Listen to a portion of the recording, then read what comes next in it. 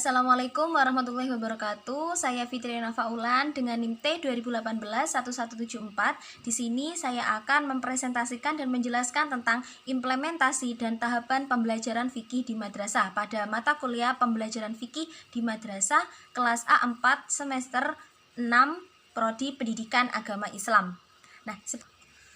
Pembelajaran fikih di madrasah adalah suatu proses belajar mengajar di madrasah yang mana di dalamnya itu terjadi interaksi antara pendidik dan peserta didik dengan memanfaatkan sumber belajar dan sarana prasarana pada lembaga pendidikan, di mana itu yang bertujuan untuk memberikan pengetahuan mengenai fikih, yakni ketentuan hukum Islam dan yang lain sebagainya, yang mana itu untuk mengatur berbagai aspek kehidupan manusia, baik secara pribadi, masyarakat maupun dengan Allah Subhanahu wa taala, di mana akan digali atau diperoleh lebih dalam dari dalil-dalil yang jelas dan terperinci.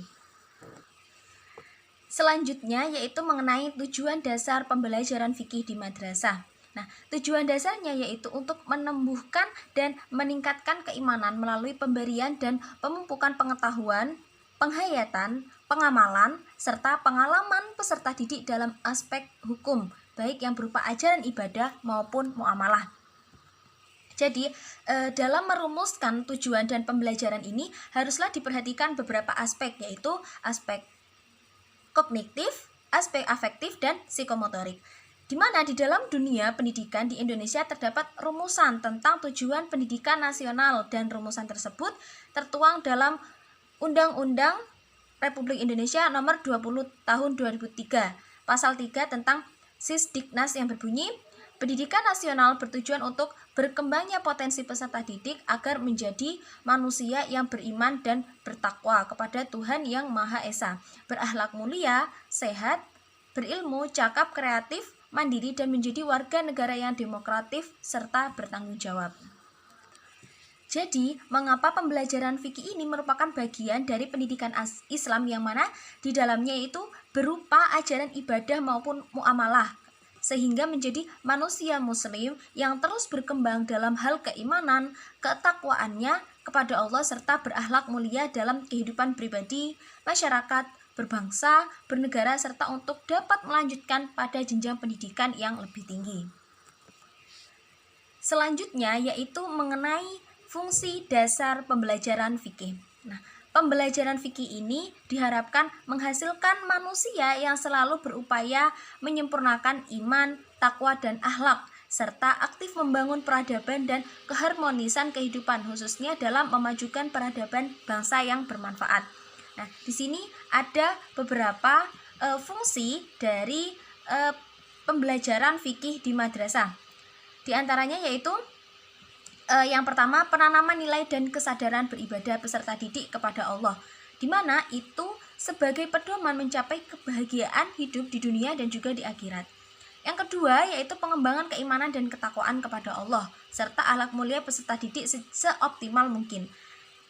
Yang selanjutnya itu ada penanaman nilai ajaran Islam. Jadi di dalam pembelajaran fikih ini justru peserta didik itu lebih didekatkan dan diberi penanaman nilai-nilai tentang ajaran Islam, di mana itu sebagai pedoman mencapai kebahagiaan hidup di dunia dan di akhirat.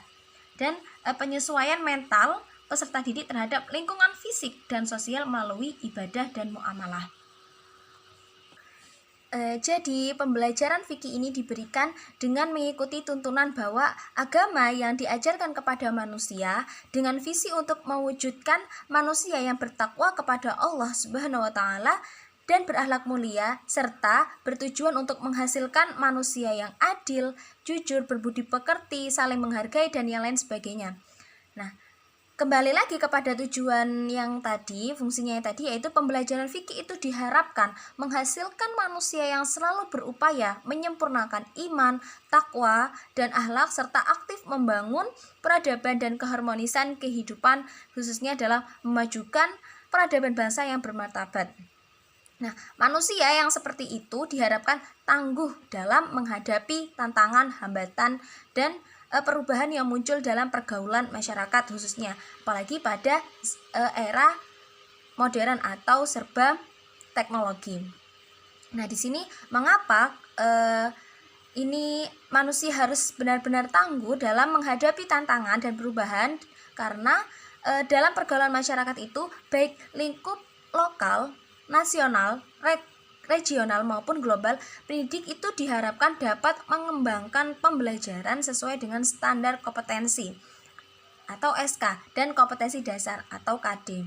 Nah, di mana itu pencapaian seluruh kompetensi dasar perilaku terpuji itu dapat dilakukan secara beraturan, di mana semua peran atau unsur pada madrasah tersebut, orang tua yang mana itu ada orang tua, guru, masyarakat, dan juga warga sekitar dan lingkungan itu sangat penting dalam mendukung keberhasilan pencapaian tujuan dari pembelajaran fikih. Dan yang selanjutnya yaitu ada tahap pelaksanaan pembelajaran fikih. Nah, dalam tahap pelaksanaan pembelajaran fikih ini ada 3 tahap. Yang pertama yaitu ada tahap pre-instruksional atau yang disebut dengan tahap pemula. Yang kedua yaitu ada tahap pengajaran atau instruksional. Dan yang terakhir yaitu ada tahap penilaian dan tindak lanjut. Yang pertama yaitu ada tahap pre-instruksional. Nah, pada tahap ini adalah tahapan yang ditempuh seorang pendidik atau guru pada saat ia memulai proses belajar mengajar. Nah, di sini berupa kegiatan, adapun kegiatan-kegiatannya yaitu seperti contohnya guru menanyakan kehadiran siswa dan mencatat siapa yang tidak hadir, terus bertanya kepada siswa sampai di mana pembahasan pelajaran sebelumnya, terus mengajukan pertanyaan dan yang lain sebagainya.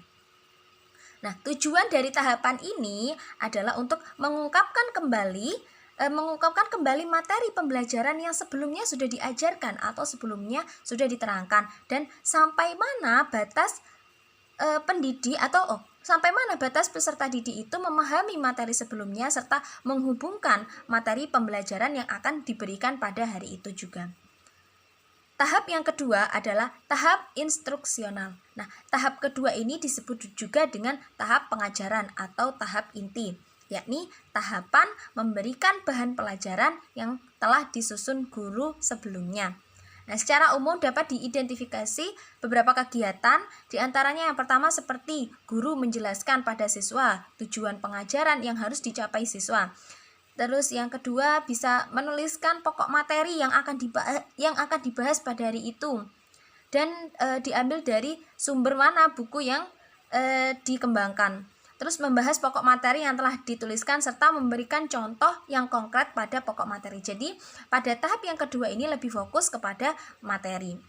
Dan yang terakhir yaitu tahap penilaian atau tindak lanjut. Jadi di sini setelah guru melakukan tahap pengajaran atau penyampaian materi, ini bisa mengevaluasi peserta didik, entah itu melalui ulangan, entah itu melalui tugas remedial atau dan yang lain sebagainya.